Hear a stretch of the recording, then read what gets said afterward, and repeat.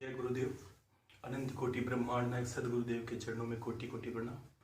बाबा रामदेव जी महाराज के चरणों में कोटि कोटि प्रणाम और आदिशक्ति माता गायत्री माता के चरणों में कोटि कोटि प्रणाम और सभी गुरु भक्तों को हर हर महादेव, शंभु शंकर, शंभु शंकर। जैसा गुरु भाई जी के साथ बहुत प्रसन्न आ रहे हैं नवरात्रि को लेकर, तो देखो एक बात समझिए, एक कुछ चीज़ें सुनने से समझ में आती है जो करने से नहीं समझ में आती। जिन लोगों ने गुरु मंत्र नहीं किया है उनको मान लीजिए वो अगर मंत्र गुरु भाई जी से मांगते हैं वो विद्या फलित नहीं होगी, असर कम आएगा, आपको अनुभव ही नहीं होंगे। इसलिए गुरु मंत्र करने के बाद ही करना है। जिन्होंने गुरु मंत्र किया ही नहीं वो मंत्र ना मांगे। और जो शुरू से मान लीजिए गुरु धारण कर रखे हैं, गुरुदेव की तस्वीर है जिनके पास, तो वो पहले गुरु मंत्र का अनुष्ठान करें 11,000 21,000 जितना भी क्षमता हो, लेकिन कोशिश करें कि कम से कम 51,000 अनुष्ठान करने के बाद ही कोई जीवन में साधना या उपासना भक्ति करें।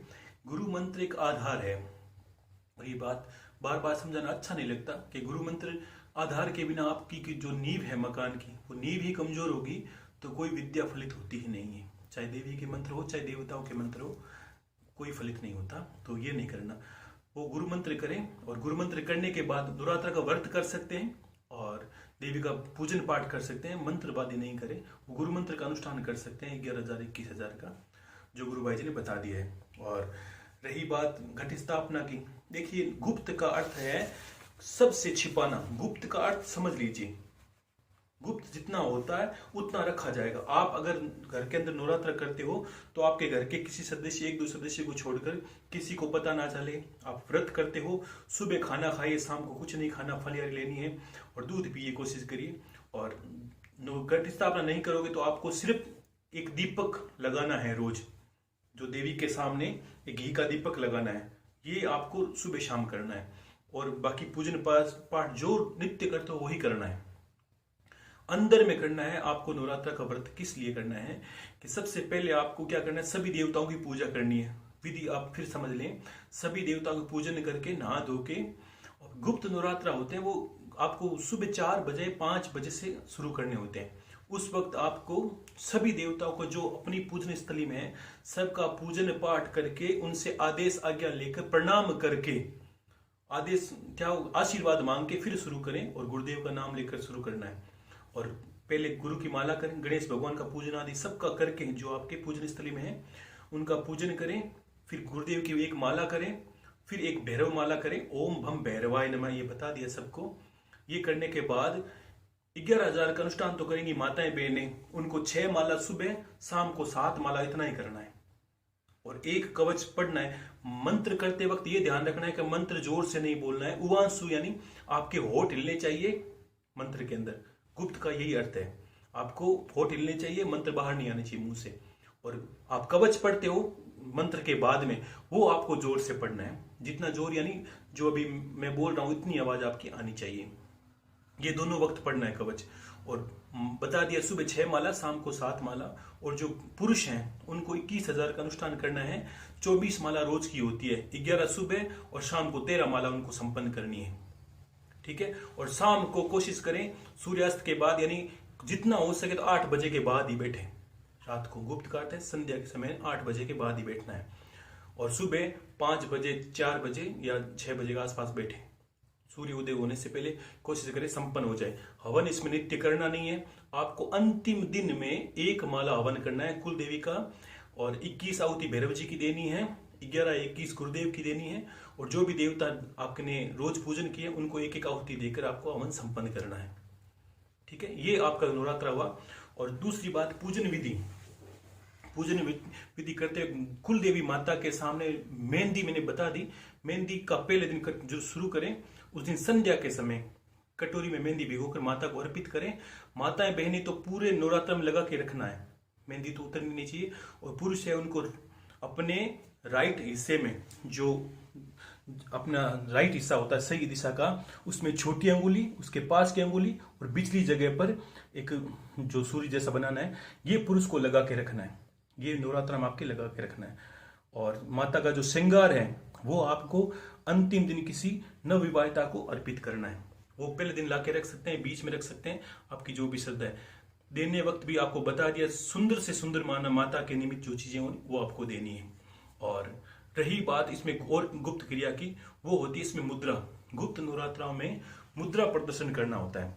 सभी देवताओं का जिस दिन आप संकल्प लेवें, सभी देवताओं का पूजन करने के बाद आपको देवी का आह्वान करना है भाव से। और किस तरह आह्वान करना है?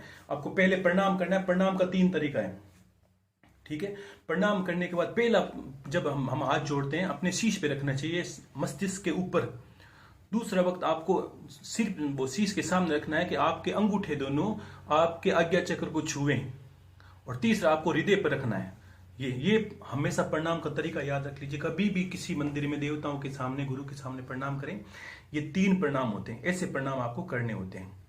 ये प्रणाम करके आपको माता का आह्वान करना है। देखो, आह्वान करते हैं तब क्या होता है, जब संकल्प लेने के बाद आप आह्वान करते हो हे माँ, तो विचार करिए हे माँ, आपके निमित्त मैंने गुप्त नवरात्र रखे हैं, तो आप मेरे पूजन स्थली में पधारें। इसलिए ये जो मुद्रा गुरु भाई जी बता रहे हैं, इसका अर्थ ये होता है कि हम कोई आता है तो बुलाते कैसे हैं, वैसे आपको प्रेम से बुलाना है। और जब ऐसी मुद्रा 3 बार आप करते हो तो आपको ये ध्यान रखना है, अंतर में पूरे मस्तिष्क में सकारात्मक होकर ये सोचें कि माता पूरा श्रृंगार करके मेरे पाठ पर आ चुकी है, मेरे पूजन स्थली में पधार चुकी है, ताकि आप उसके सामने अपन जप कर सकें, पूजा कर सकें। पहली मुद्रा। दूसरी मुद्रा आपको करनी है स्थापना। ये आपको क्या करना है, हाथों को उल्टा करके, कोई बैठता है हम इशारा करते हैं ना, तो वैसे 3 बार इशारा करना है, हे माँ अपने स्थान पर विराजित हो जाइए। और तीसरा आपको प्रेम प्रदर्शित करना है आपका और माता का, जैसे पति पत्नी होता है वैसे, कि हे माँ तुमसे प्रेम है। देखिए, देवता बोलने से कम समझते हैं, हमारे मन से जो तरंगे उठती हैं उस तरंगों को वो पकड़ते हैं। और मुद्रा देवताओं का समझाने का विषय, इसलिए मुद्रा का मैंने अभी बहुत बोला नहीं था, मैंने कहा एक बहुत बड़ा विषय, इसको भी थोड़ा आराम से समझाऊंगा। लेकिन आप देवी के निमित्त गुप्त नवरात्र में मुद्राओं से पूजा करनी चाहिए। तीसरी मुद्रा ये होगी। चौथी होगी, ये इसको हृदय पर रखना है आपको, हाथों को ऐसे करके सीधा हृदय पर रखना है। और इसके बाद आपको योनि मुद्रा प्रदर्शित करनी है देवी की। सीधे हाथ किए और ये आपको अच्छे से, बस जैसे हाथ है उस उल्टा घुमा के बस सीधी सी योनि मुद्रा आपको प्रदर्शित करनी है। ये मुद्रा आपको इसलिए प्रदर्शित करनी है कि ये देवी की प्रसन्न मुद्रा है, इसमें देवी को प्रसन्नता मिलती है। कभी भी किसी भी देवी की उपासना होती है तो ये सामान्य योनि मुद्रा है। योनि मुद्रा अलग अलग तरह की होती है, तांत्रोक्त होती है, कम से कम 10 से 15 तरह की योनि मुद्रा हो सकती है, लेकिन आपको यही मुद्रा आपको प्रदर्शित करनी है। हर मुद्रा को 5 से 7 सेकंड रखना है। फिर आपको फिर प्रणाम करना है 1 बार, और फिर आपको पूजन स्थली शुरू करनी है। और जब वापस पधारें, पूरा आपका पूजन संपन्न हो जाए, तब माता को देखो, आपने बुलाया, आपने पूजा पाठ की और माता को प्रणाम करके कहा माँ आइए मेरा जप और स्वीकार करें, मेरी पूजा स्वीकार करें। और जाते वक्त आपको इशारा करना है। कोई देखो सूक्ष्म रूप में ये मान लिया हमने कि देवी आ चुकी है, तो जाना भी होता है। इसका कारण क्या है कि देवी हमारी एक ही कुल देवी नहीं है। जो आपकी कुल देवी है वो दूसरे कुलों की भी देवी कही गई। एक कुल में थोड़ी अलग अलग कुलम होती है। और देवी का जो निज धाम मंदिर होता है वहां पर भी उनकी पूजा अर्चना होती है। तो ये आपको याद रखना, हे माँ तू स्थूल रूप में उनके वहां पर विराजमान हो, अपने मंदिर पे जा और सूक्ष्म रूप में सदा मेरे पास रहे। तो इशारा करना आपको जाते वक्त, ये भाव अपने उल्टे हिस्से से राइट की तरफ 3 बार अंगूठे को घुमाना है। ऐसे 3 बार अंगूठे घुमाने के बाद फिर प्रणाम करके फिर आपको जल छिड़कना है। जहां पर भी आप बैठे, मान लीजिए जल लेके अपने इस पूजन स्थल पे गिराएं और उठना है आपको। आसन आपका स्पर्श कोई ना करे, माला आपके अलग रखें। ये आपको करना है। जो मेहंदी लगा के सब चीजें आपको अच्छे से बता दी है। और देखो, प्रसन्न होने इतने आवश्यक नहीं है, सब बता दिए। थोड़ा सुनते हैं तो सब समझ में आ ही जाता है, कोई इसमें बड़ा कार्य नहीं है। और इसमें ध्यान रखना, आपको अनुभव बहुत ज्यादा हो, जितना गुप्त रखोगे अनुभव बहुत ज्यादा होंगे। रात्रि के समय जब आप जप करके कोशिश करें जल्दी सहन करें, ताकि आप सुबह जल्दी उठ सके। 10 बजे तक आपको सो जाना है। 8 बजे आप शुरू करते हो पूजन पाठ, तो शाम को ऐसे भोजन तो आपको करना नहीं, दूध पी के सोते हैं। तो हम शाम को जल्दी से सो जाते हैं, तो सुबह 4-5 बजे हम नीति उठ सकते हैं। ये करना है कि हम जब करें तब आप हमें कोई देखे नहीं। गुप्त का अर्थ यही होता है कि जितना गुप्त रखा जाए, घट स्थापना इसमें आपको नहीं करनी। और कुछ लोग ऐसा भी होता है कि तंत्र स्थापना में हम अगर घर से दूर रहते हैं, कहीं घर से दूर कहीं जगह जाते हैं, तो आपको घट स्थापना करके तंत्र साधनाओं में 9-10 महाविद्याओं की साधना भी होती है। ये भी वो तरीका उसी में आता है गुप्त नवरात्र में। इसमें हमको घर से बहुत दूर रहना पड़ता है ताकि हम एकांत में रह सकें, सब कुछ सिद्ध कर सकें उस पर। तो लेकिन कवच करोगे तो भी कवच से देवी की बहुत सिद्धियां होंगी जीवन में। ये ध्यान रखना कि जीवन में ये नवरात्र आपके यादगार बन जाएंगे। अगर मन से किया आपने तो ये यादगार आपके बन जाएगी। और कुछ लोगों ने कहा 9 दिन का महत्व, तो देखिए समझिए कि कभी कभी बीच में गुरु भाई जी के पास प्रश्न आता है कि गुरुदेव मान लीजिए कि आज अष्टमी नवमी तिथि इकट्ठी है। देखो बार बार ये नहीं देखा जाता। आप ये समझिए जो साधक हैं उनको दिन के अनुसार कार्य करना पड़ता है। वो ज्योतिष में ये नहीं जाए कि आज छठी षष्ठी और सप्तमी इकट्ठी है, कुछ नहीं। नवरात्रि का अर्थ है आपको 9 दिन निभाने हैं। आप व्रत नहीं कर रहे हो, आप साधना कर रहे हो। और साधना जब करते हैं तो 9 दिन पूरे देने पड़ते हैं। नवरात्रि का अर्थ है 9 रातें आपको निकालनी है। हो सकता है एक दिन पहला नवरात्र खत्म हो चाहे नहीं हो, आपको ये प्रयोजन नहीं करना। और 9 दिन संपन्न होने के बाद 10वां दिन गिनकर 10वें दिन आपको हवन और पूजन पाठ करके अपना भोजन लेना है। और देवी के निमित्त जो बालिकाएं हैं उनको भी आपको भोजन करवाना है। ये विधि आपको ध्यान रखनी है। और बाकी विषय बहुत कुछ है कहने के लिए। और कुछ प्रश्न गुरु भाई जी ने लिखा कि गुरु गीता, मान लीजिए कोई लिखना चाहते हैं, 5-7 भक्त हैं कि गुरु गीता का लिख के अनुष्ठान करना चाहते हैं, तो जो लिख के अनुष्ठान किया जाए उनको मैंने बताया था, गीता का कोई अनुष्ठान लिखने का हो या पढ़ने का हो, उसको शुक्ल पक्ष में जब ये नवरात्र आता है उस दिन से, मान लीजिए जो अमावस के बाद एकम आती है उससे पूर्णिमा के बीच में ही संपन्न करना होता है। उसके अनुसार लिखना होता है ताकि आपका अंतिम अध्याय या अंतिम जो लाइनें हैं वो पूर्णिमा को संपन्न हो। और गुरु गीता लिखने के बाद आप गुरुदेव को अर्पित कर सकते हैं और अपने जीवन में पास में रख सकते हैं और महादेव के मंदिर में भी चढ़ा सकते हैं। उसका पुण्य भी आपको अनंत गुना मिलता है।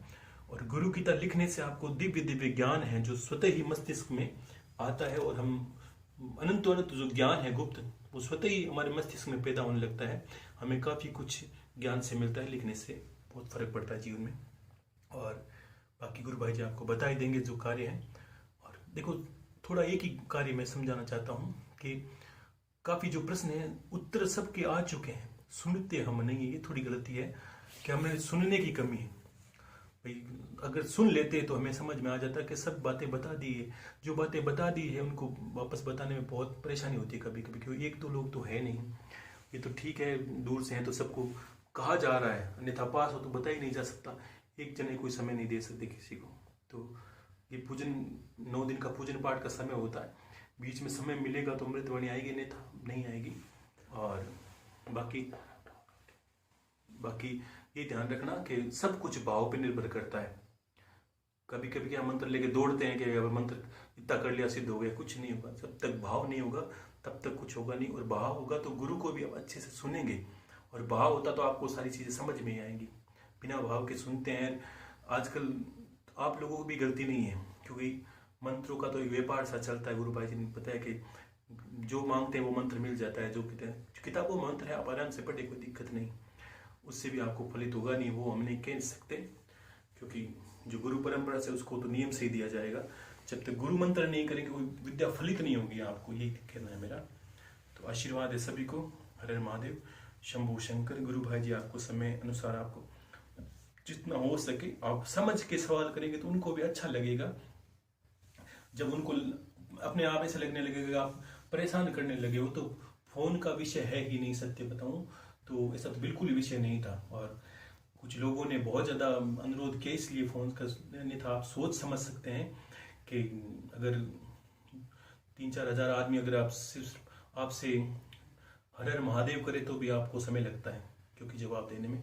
तो उनको सुनना, ये समझिए कि आप भेजते हो तो ये सोचिए कि सामने वाले को थोड़ा समय देख कर भेजें, उचित हो उतना ही। और वाकई में आपको लगे कि ये प्रश्न गुरु के निमित्त करना है कि नहीं करना, या कहीं आया तो नहीं है। और मुझे ऐसा अभी तक प्रश्न कोई नहीं लगा जिसका उत्तर आया नहीं है। और बाकी एक छोटी छोटी बातें गुरु भाई जी आपको बता देंगे, और उनको आप जितना हो सके उतना जरूरत है वही एक प्रश्न करें ताकि उनको परेशानी ना हो, वो भी आपके जीवन में सहायता करते रहें। अन्यथा अगर वो परेशान हो गए तो इसमें मैं भी कुछ नहीं कर सकता आप लोगों का।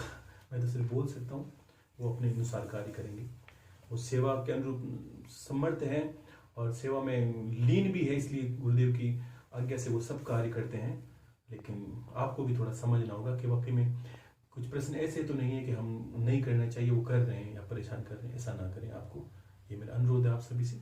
और हर हर महादेव, शंभु शंकर और महादेव माता सदा, मैं चाहता हूँ कि माँ सदा आपके घर पे विराजमान रहो, और माता गायत्री से यही मेरी प्रार्थना है कि माँ सदा आप लोगों के कुल देवी के रूप में विराजमान रहे, आपको अनुभव करावे, आपके जीवन में सुखों का भंडार भरे, और जो भी आपकी कामना है वो गुरु होने के नाते मैं यही कहूँगा कि गुरुदेव खुद साक्षात बाबा रामदेव जी महाराज और गणेश नाथ जी महाराज और महादेव स्वयं खुद आपके घर पर विराजमान रहकर आपके सभी कार्य सफल करें, ताकि आप जीवन में भक्ति कर सकें। और इसी के साथ मैं कहता हूँ हर हर महादेव, शंभो शंकर, जय गुरुदेव, जय गुरुदेव, जय गुरुदेव।